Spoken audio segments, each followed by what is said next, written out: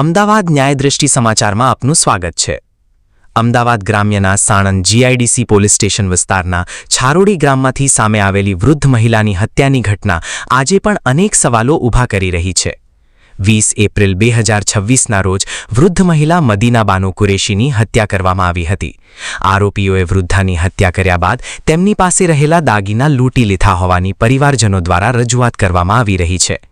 એટલું જ નહીં, હત્યા બાદ પુરાવાનો નાશ કરવા માટે વૃદ્ધદેહ સળગાવવાનો પ્રયાસ કરવામાં આવ્યો હોવાની પણ માહિતી સામે આવી હતી। સૌથી મોટો સવાલ એ છે કે ઘટનાને આજે 4 મહિનાથી વધુનો સમય વીતી ગયો છે, તો પછી હત્યાનો ભેદ હજુ સુધી કેમ ઉકેલાયો નથી? આરોપીઓ ક્યાં છે? હત્યા પાછળનું સાચું કારણ શું છે? લૂંટ માટે હત્યા કરવામાં આવી હતી કે પછી આ હત્યા પાછળ કોઈ અંગત અદાવતનો ખેલ હતો? મૃતકના પુત્ર અકબરભાઈએ તો ગંભીર શંકા વ્યક્ત કરી છે કે આ હત્યા પાછળ તેમના જ સગા સંબંધીઓની સંડોવણી હોઈ શકે છે। પરિવારજનો પોલીસની કામગીરીથી અસંતોષ વ્યક્ત કરી રહ્યા છે અને તપાસ સાણંદ જીઆઈડીસી પોલીસ પાસેથી લઈને અન્ય અધિકારીને સોંપવાની માંગ કરી રહ્યા છે। એક વૃદ્ધ મહિલાની હત્યા થાય, દાગીના લૂંટાય, પુરાવા નષ્ટ કરવાનો પ્રયાસ થાય અને 4 મહિનાથી વધુ સમય બાદ પણ આરોપીઓ પોલીસ પકડથી બહાર રહે તો પોલીસ તપાસ સામે સવાલો ઉઠે તે સ્વાભાવિક છે।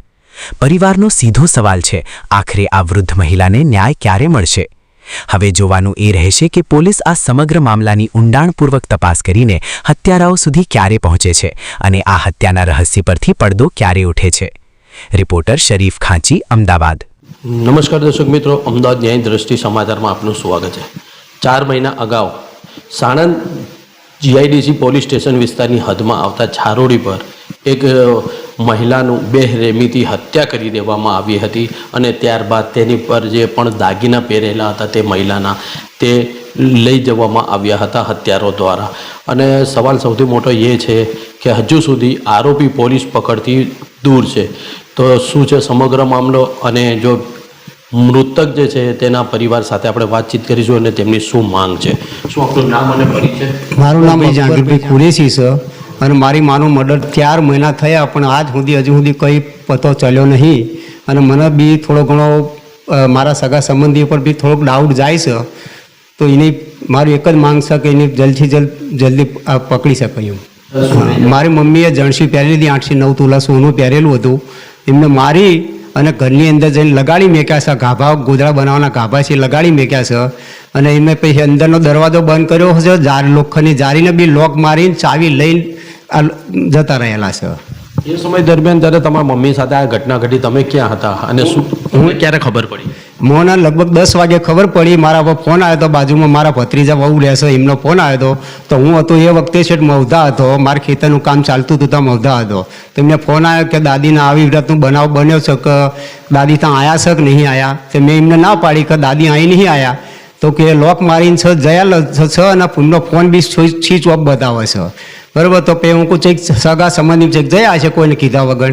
તો પછી મેં મારા મામા એમને બધાને ફોન કર્યા હતા કે અહીંયા આગળ કોઈ આવ્યું નથી કે, અને પછી 5 મિનિટ પછી તરત મારા ભત્રીજા વહુનો ફોન આવ્યો કે દાદીનો દરવાજો બંધ છે અને પડદો જારીનો પડદો મારેલો હતો, જારીનો પડદો તોડી ચેક કર્યો હતો કે ઘરમાં લોહીના લીલા નીકળેલા છે એમ કરીને પછી હું ત્યાં મવધાથી નીકળી જાઉં અહીં ત્યાં સારોડી જવા માટે।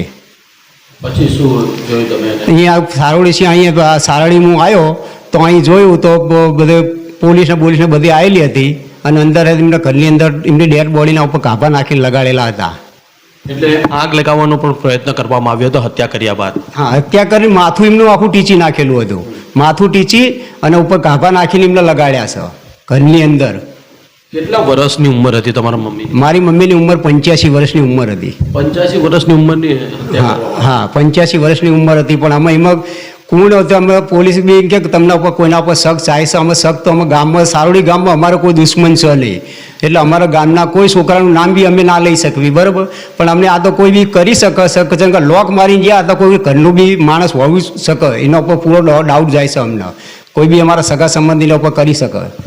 એટલે ઘરને લોક કરવામાં આવ્યું હત્યા કર્યા બાદ, એટલે તમને તમારા સગા સંબંધીઓ પર શંકા જાય છે એવું છે? એવું શંકા જાય છે, જેમ કે લૂંટારો લોક મારીને ના જાય, જારીને લોક મારીને એ જયેલા છે એમને, બરાબર? અત્યારે તમારી શું સરકારથી માંગ છે અને પોલીસ પ્રશાસનથી શું માંગ છે? મારી એક જ માંગ છે કે જલ્દીથી જલ્દી મારી માનો અત્યારે મળી જાય, પોલીસ એમને પકડવાની કોશિશ કરો। કઈ તારીખે બનાવ બન્યો તો કઈ ખ્યાલ છે આપને? એ 21 તારીખના રાત્રે આ બનાવ બનેલો છે. રાતે 20 તારીખના રાતે 7:45 વાગે મેં મારી માની ફોન બી રેલી મારી ખબર બી લેતો હતો. 20 તારીખે રાતે 7:45 વાગે મેં ફોન કર્યો છે કે માં તમે ખાધું પીધું એ બધી ચર્ચા બી કરી તો કે હા બેટા ચર્ચા કરી સારું એ તો વાત થઈ. અને પછી સવારમાં 10 વાગે મારા પર ફોન આવવાનો થયો કે આવું બનાવ બનેલો છે. એટલે ક્યારે તમે ફોન કર્યો કેટલી વાર થઈ પછી? મારા 9:50 મારા પર ફોન આવ્યો તો મારા ભત્રીજા વહુનો. સવારે 9:50 સવારે 21 તારીખના સવારે 9:50 ફોન આવ્યો મારા ઉપર. 21 તારીખે કે આવી રીતના હત્યા કરી? હા, કે આવી રીતનો બનાવ બન્યો છે કે તમે પહેલાં ફોને પૂછ્યું કે ત્યાં આગળ દાદી આવ્યા છે તે મેં એમને ના પાડી ના દાદી અહીં આવ્યા નથી. તો મને કહેવાય એમને લોક મારેલો છે જયા હોય તો આવ્યા હોય તો કોઈ ના હું અહીં નહીં આવ્યા બરાબર. અને પછી 10-15 મિનિટ પછી તૈયારી મેં અમારા સગા સંબંધીને ફોન કર્યો કદી આવ્યા તો કે કોઈ બધા ના પાડી કે ના નહીં આવ્યા. અને મારા ભત્રીજાનો પાહો 3 મિનિટમાં પાહો ફોન આવ્યો મારા ઉપર કે મેં પડદો જારીનો પડદો તોડીને જોયો તો દાદીને અંદરથી દરવાજો બંધ છે અને પડદો તોડીને જોયો તો લોહીનો ધબ્બા પડી રહ્યા અને ખાટલો લોહીવાળો પડેલો છે અને ઘરમાં બી લોહીના રેલા નીકળેલા છે. અને પછી હું ત્યાંથી પછી નીકળી આવ્યો તો 12 વાગે હું લગભગ અહીં આવી ગયો હતો. આવ્યું મેં જોયું તો પોલીસને બી આખું ગામ બી ભેગું થયેલું હતું. તો પછી અંદર મેં જોયું તો મારું માનું આખું માથું આપણા રોડનો બલોક આવે એ બલોક ટીચી નાખેલું હતું. એ ટીચી અને હાથે ઉપર ગાભા નાખીને મારી માને લગાડી મેકવામાં આવ્યા છે. પણ આ 4 મહિના થયા પણ આજ સુધી કોઈ પતો જ નહીં એમનો માથાના વાર જેટલું બધું પોલીસને મળ્યું નહીં પુરાવો. એટલે મારી એક જ માંગ છે કે જલ્દથી જલ્દ મારી માને યા તો મોટા કોઈ અધિકારીને આ કેસ મૂકવામાં આવે.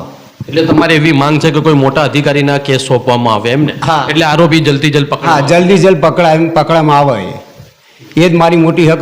કોઈ મોટા અધિકારીના જલ્દીથી હું કેસ મૂકવામાં આવે અને જલ્દીથી જલ્દી પકડવામાં આવે.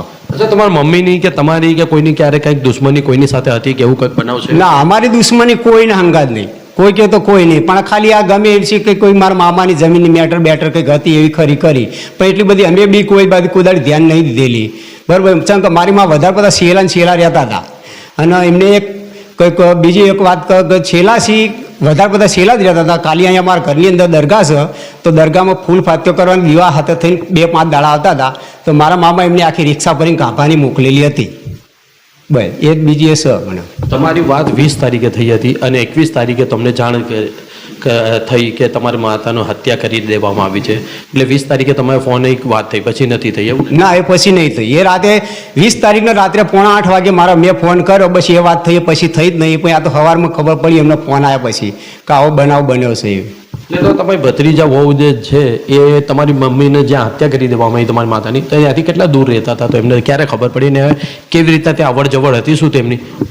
એ ખાલી અમારા ભત્રીજા વહુનું ઘર ને એ મારું માનું ઘર ખાલી 5 જ ફૂટના ગારાની અંદર છે કે 5 ફૂટના ગારાની અંદર એમનું ઘર છે. તો એમને રાતે મારા પર મને વાતે થઈ કે રાતે અમે દાદીને બધા 10 વાગ્યા સુધી તો બહાર મેં બેઠા હતા, આંગણા ઉપર બેઠેલા હતા બરાબર. અને પછી કે અમને કંઈ ખબર પડી નહીં. પણ આ તો સવારમાં મેં જોયું કે લોક મારેલો હતો એટલે મેં તમને જાણ કરી કે તમારા મમ્મી એકલા જ રહેતા હતા એ ઘરમાં? મારી મમ્મી ખાલી 5 દાડા માટે જ જતા હતા. વધારે ખાલી 5 દાડા? 5 દાડા બહુ તો છેલ્લે 7-8 દાડા રહેતા હતા. બધા મારા મામાને ત્યાં જ રહેતા હતા.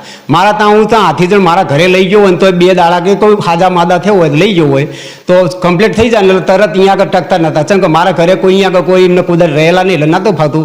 પણ બધા મારા મામાને ત્યાં જ રહેતા હતા એમની. જેમ કે જે મહિલાની હત્યા કરી દેવામાં આવી હતી તે મહિલા માત્ર ક્યારેક 2 થી 5 દિવસ ત્યાં રહેવા માટે જતા હતા. અને જ્યારે આવી રીતના રહેવા માટે ગયા ત્યારે જો કે લૂંટારા છે કે કોઈ હત્યાના ઈરાદે જ આવ્યું હતું કે લૂંટના ઈરાદે આવ્યું હતું તે લોકો દ્વારા આવી રીતના હત્યા કરી દેવામાં આવી. જો કે કહેવા જઈએ ને અને જોવા જઈએ તો આરોપીને ક્યાંય ને ક્યાંય ખબર હતી કે આ વૃદ્ધ મહિલા જે છે તે આવી રીતના અહીંયા આટલા દિવસ માટે રહેવા આવે છે. અને જો કે ત્યાંથી માત્ર થોડીક જ દૂરીની અંદર કહેવાય ને કે ગણતરીના મીટરોની અંદર તેમના સગા સંબંધીઓ પણ રહેતા હતા. છતાંય તેમને પણ ખબર ના પડી કે આ કોણે રાતના આવીને આ હત્યા કરી. જો કે દીકરાનું એવું કહેવું છે કે અમારી એક જમીન વિવાદ પણ હતું પણ તેને લઈને આજ દિવસ સુધી અમારે કોઈથી ઝઘડો નથી થયો અને અમને અમારા સગા સંબંધીઓ પર પણ શંકા છે. પણ કહેવાય ને દીકરાએ જ્યારે ફોન કર્યો રાતના સમય ત્યારે તેની માતાથી તેમની વાતચીત થઈ પછી બીજા દિવસે સવારમાં તેમની ભત્રીજા વહુનો ફોન આવે છે અને જણાવવામાં આવે છે કે આવી રીતના દાદીનું મૃત્યુ થઈ ચૂક્યું છે, તમે ફટાફટ ઘરે આવો. અને તે તાત્કાલિક ત્યાં ઘટના સ્થળ પર પહોંચ્યો અને સ્થાનિકો દ્વારા ત્યાં પોલીસને જાણ પણ કરવામાં આવી હતી અને તાત્કાલિક પોલીસ ત્યાં પહોંચી હતી. પરંતુ પોલીસે તપાસ તો હાથ ધરી છે અને એફઆઈઆર પણ નોંધી છે. પરંતુ 4 મહિના વીતી ગયા છતાંય આરોપી હજુ સુધી પોલીસની પકડમાં આવ્યો નથી. તો ક્યાંય ને ક્યાંય પોલીસ પણ આમાં કમજોર પડતી હોય તેવું લાગી રહ્યું છે. અને જે મૃતક મહિલા છે તેના દીકરાની માંગ છે કે આ કેસ જે છે કોઈ મોટા અધિકારીને સોંપવામાં આવે જેનાથી આરોપી તરત પકડાઈ જાય. અમદાવાદ ન્યાય દ્રષ્ટિ સમાચાર, શરીફ ગાંચી, અમદાવાદ.